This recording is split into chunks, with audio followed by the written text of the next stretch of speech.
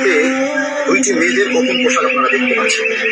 যতটুকু ধারণা এটা দেখা মাত্রই আপনারা চমকে উঠবেন। আমিও আপনাদের মতো চমকে উঠেছি, ভীষণভাবে আটকে উঠেছে এই দুইটা পোশাক যখন আমার হাতে এসেছে। গত 7 দিন ধরে আমি মাদ্রাসায় ছিলাম না। 8 দিন পরে আমি মাদ্রাসায় আজকে আসলাম। আসার পরে মাদ্রাসার একটু স্টাফ করতে আমার হাতে হাজী আব্দুল মজিদ মন্ডল ফাউন্ডেশন, এই ফাউন্ডেশনের পক্ষ থেকে একটা গিফট এসেছে। সেই গিফটটা আমার হাতে দেওয়া হবে। এর মূল কারণটা হলো, গত কিছুদিন আগে ঊর্ধ্বতন বড় বড় ওলামা ইকরাম তাদের পরামর্শ ক্রমে আমরা একটা সংস্থার নাম দিয়েছিলাম। আমরা শুনেছিলাম যে বেফাক বোর্ড কর্তৃক যারা বেফাকের অন্তর্ভুক্ত আছেন সে সকল মাদ্রাসায় বড়সড় ডোনেশন দেওয়া হবে। যেহেতু আমাদের মাদ্রাসায় ভবনের কাজ চলছে, ঘরের কাজ চলছে, আমরা ভেবেছি বড়সড় হয়তো কোনো ডোনেশন আসবে, এজন্য আমরা সেখানে নাম দিয়েছিলাম এবং সেই আশাই মূলত নাম দেওয়া।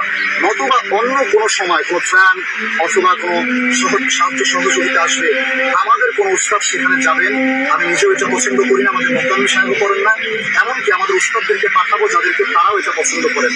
তো আমরা ভেবেছি মাদ্রাসার হয়তো বা বিশাল কোনো উপকার হবে। উপকার কি হয়েছে দেখেন, এই গিফট আইটেমের মধ্যে এই ধরনের দুইটি পোশাক দেওয়া হয়েছে।